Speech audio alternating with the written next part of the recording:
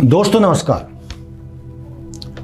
मैं जगन्नाथ गौतम, देश रोजाना चैनल में आपका स्वागत है।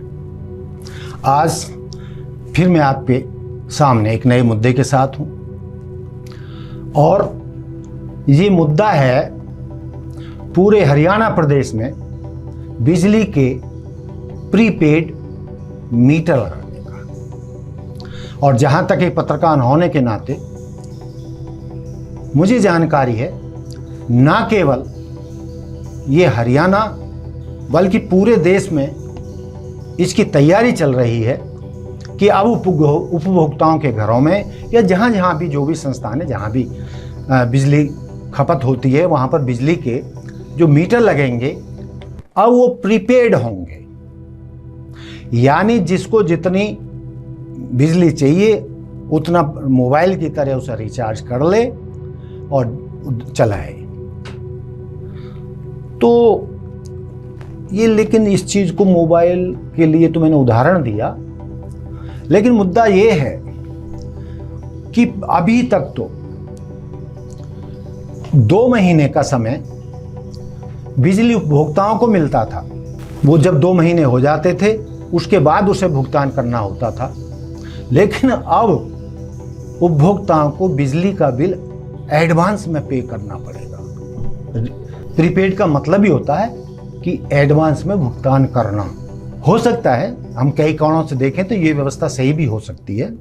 संभवतः इससे बिजली चोरी रुकेगी या जिसको जितनी चाहिएगी, या वो छुट्टियों पर जाता है, बहुत तो वो मतलब उसको रिचार्ज नहीं कराएगा। बहुत सारे ऐसी चीज़ें हो सकती हैं जो स्वागत योग्य है, मैं इसको कोई इनकार नहीं कर रहा हूँ। लेकिन दोस्तों हुआ क्या है, पिछले कुछ वर्षों में जो बिजली के बिल नाम मात्र के आया करते थे और वो गरारी वाले मीटर होते थे, वो बहुत तेज नहीं चलते थे और एक्चुअल रीडिंग देते थे। लेकिन अब क्या हो रहा है, कुछ समय से ये इलेक्ट्रॉनिक मीटर आए और ये इतने तेज चलते हैं, कई लोगों की माने, जानकारों की माने तो इससे जो है दुगना तिगना चौगुना बिल लोगों का आने लगा है। किसी का यदि 5,000 रुपये बिल आता था तो अब वो 20,000, 15-20 हजार तक पहुंच गया। मेरा कहने का तात्पर्य ये है कि जो किसी भी परिवार के जो खर्चे होते हैं तो वो उसमें 2%, 5%, 3% इस तरीके की हिस्सेदारी उन खर्चों की होती थी। भाई किचन का इतना %, या पढ़ाई का इतना है, बच्चों का इतना, दवाई को इतना। लेकिन आज स्थिति ये हो गई है, यदि एक आदमी की आमदनी 1 लाख रुपए है तो औसतन 25,000 तो उसका परिवार का बिल ही चला जाएगा। यानी बिजली में इतना बड़ा खर्चा हो गया है कि परिवार की बिजली के बिल देते देते चीखें निकलने लगी। एक बड़ी समस्या ये उठ खड़ी हुई है और इस पे बड़ा पूरा जांच पड़ताल की ज़रूरत है कि कुछ वर्षों में इतने ज़्यादा बिल कैसे आने लगे, मीटर इतने तेज क्यों चलने लगे, क्या इसमें किसी की कोई चालबाजी है या कुछ मिलकर घोटाला किया जा रहा है, जैसा कि अक्सर हमारे देश में होते रहते हैं। ये मिलकर ही होते हैं कि भाई इतने ज़्यादा बिजली के बिल क्यों आने लगे हैं। जो हमारे प्रदेश की जनता या देश की जनता जहाँ जहाँ भी इनका इस्तेमाल हो रहा है वो त्राही त्राही करने लगी है। चलिए, जो सरकार फैसला ले रही है तो ठीक ही ले रही होगी, लेकिन जनता इससे बहुत तकलीफ में है। अब मान लिया कि ये व्यवस्था कर भी रहे हैं तो भाई पहले व्यवस्था तो वितरण की, बिजली वितरण की ठीक कर लो। खंबे तुम्हारे लचर हैं, कोई टेढ़ा है, कोई यूं खड़ा है, कोई इधर गिर रहा है, कहीं ट्रांसफार्मर जो नीचे ही रखा है कोई उसे मतलब हाथ लगा दे, कोई गाय पशु छू ले वो मर जाता है। इस तरीके की बहुत सारी घटनाएं हो रही हैं। यानी सारा सिस्टम जो है बिजली का गड़बड़ाया हुआ है। और फरीदाबाद जो हरियाणा का 100 में से 1 स्मार्ट सिटी है, नाम स्मार्ट सिटी है, लेकिन यहाँ की जनता जानती है कि जो बड़े बड़े सेक्टर हैं, जो जिनमें रईस लोग रहते हैं, उनकी भी स्थिति झुग्गी बस्तियों से बदतर है। सड़कों पर सीवर का पानी बहता है, बदबू मारती है, बरसात का पानी बहता है, उन पर इतना पानी भर जाता है कि कारें डूब जाती हैं। सड़कों में गड्ढे हैं, पूरे शहर में गड्ढे हैं, और बरसात आई नहीं, बादल गड़गड़ाए नहीं, बिजली ठप। फिर कब आएगी? यदि लगातार घंटों बरसात हुई तो पूरे शहर की बिजली व्यवस्था चरमरा जाती है। कब आएगी कोई नहीं पता। लोग चीखते रहते हैं, आरडब्ल्यू के प्रधानों को बोलते रहते हैं, घंटियां बजाते रहते हैं बिजली विभाग के अधिकारियों की। और जहां मैं रहता हूं वहां तो मुझे कई बार तो जब कई घंटों तक बिजली नहीं आती है, हरियाणा के बिजली मंत्री चौधरी रणजीत सिंह तक को फोन करना पड़ता है। वो बात अलग है कि चौधरी रणजीत सिंह इतने भले इंसान है, बढ़िया इंसान है, जहां तक मैं जानता हूं। मुझे उनके शहर में रहने का भी मौका मिला है, सिरसा में उनसे मिलने का भी मौका मिला है पत्रकार होने के नाते।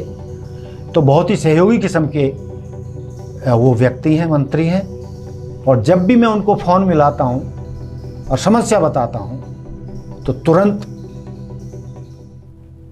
आदेश करते हैं और लगभग समस्या का समाधान हो जाता है। लेकिन कितने ऐसे लोग हैं, सब तो पत्रकार नहीं हैं, सब तो प्रभावशाली है नहीं। मुट्ठी भर लोग होते हैं ऐसे जो मंत्री को सीधे शिकायत करके अपनी समस्या का समाधान करा सकते हैं। लेकिन आम आदमी तो नर्क में जीता है, चाहे बीमार हो, चाहे स्कूल कॉलेज बच्चों को जाना हो, चाहे सबको अपने कार्यालयों में जाना हो। और जहां भी जाएं, कार्यालय में जाएं, फैक्ट्री में जाएं, किसी भी संस्थान में जाएं, बिजली की तो हर जगह जरूरत है। जहां बिजली नहीं है वहीं काम ठप।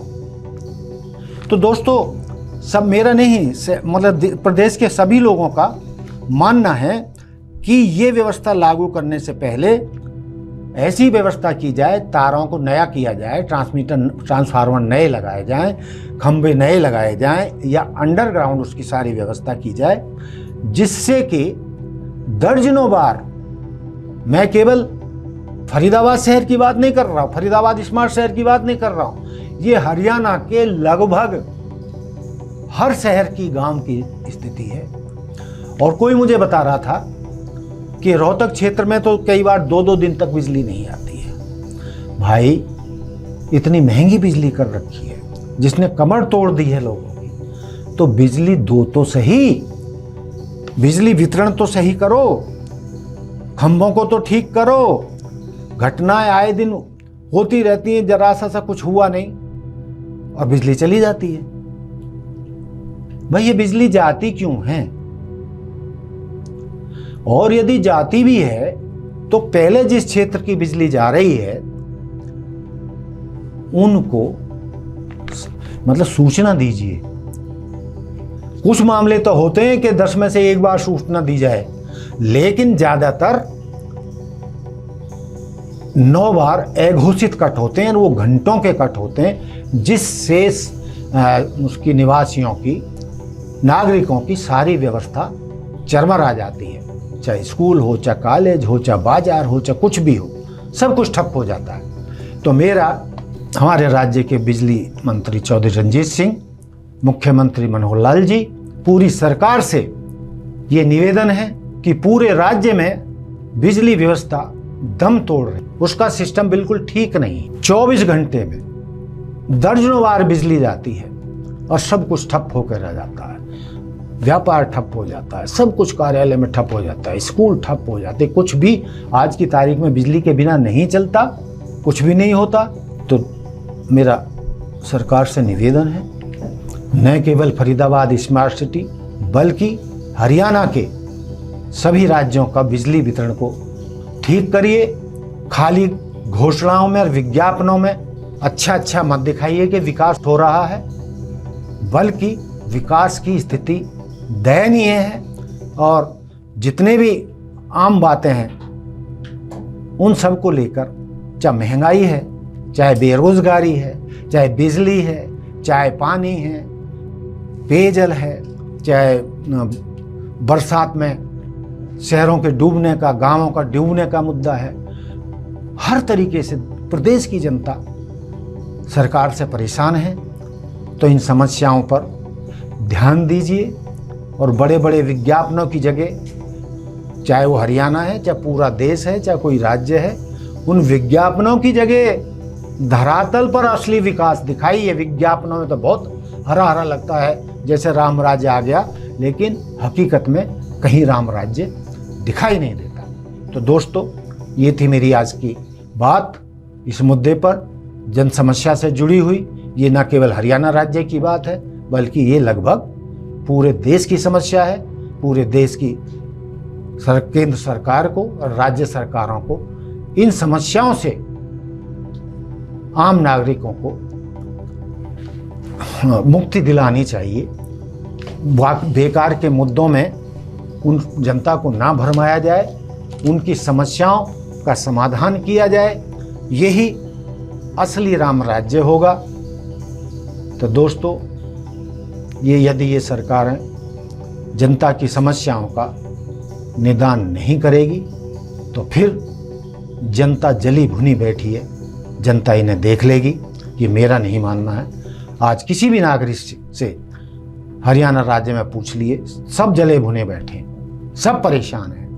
तो जनता नेताओं की तरफ देख रही है, विधायकों, अपने एमपी, अपने मंत्रियों, अपने मुख्यमंत्रियों से एक बार फिर निवेदन कर रही है। हमसे भी कहती है, मीडिया वालों से, भाई इतना हमारे शहर का बुरा हाल है, आप कुछ करते क्यों नहीं? तो हम तो आवाज़ उठा रहे हैं, अपना फर्ज निभा रहे हैं पत्रकार होने के नाते। इन समस्याओं का आप समाधान करें। जय हिंद, जय संविधान, नमस्कार। हमारे साथ जुड़े रहने के लिए देखते रहिए देश रोजाना का YouTube चैनल। सब्सक्राइब कीजिए, साथ ही देश रोजाना की खबरें सबसे पहले देखने के लिए प्रेस कीजिए बेल आइकन।